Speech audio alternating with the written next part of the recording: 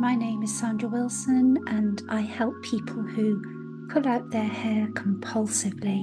So in other words, trichotillomania.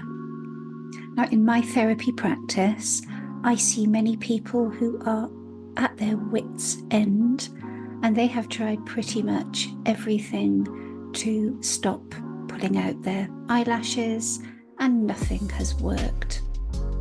Now this also includes eyelash pulling at night.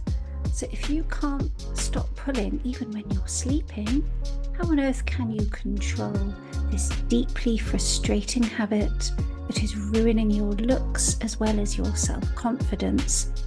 So here are 3 tips that you might find helpful, and they're a little bit different to some of the tips that you may have heard already. So number 1 is be aware of how you react, your reactions to situations in your life that you might feel are challenging or overwhelming. So by developing some insight into how you respond to day-to-day life, especially the challenges, you can see if there are any common themes, anything that comes up for you often. So for example, you might get very anxious if you have an exam, or if you fall out with a friend, or if you're criticized by someone you love. Number 2, notice when you are most likely to pull, when you are more likely to pull. What's the underlying emotion? Common triggers include anxiety, stress, overwhelm, anger, depression, and a feeling that you are not in control can really exacerbate the need to pull.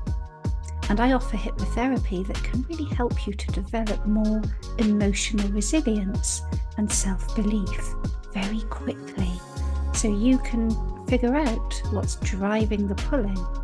So can you figure out the emotions that you notice that might be underlying this habit?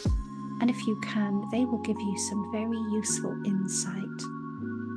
And number 3, last but by no means least, especially when you've tried everything to stop pulling, wearing gloves, cutting your nails, supplements, antidepressants, listen to how you are talking to yourself on a day-to-day basis.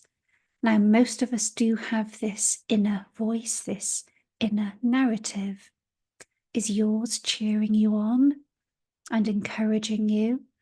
Or is it telling you how bad you are, how dangerous the world is, or how you are a failure at everything?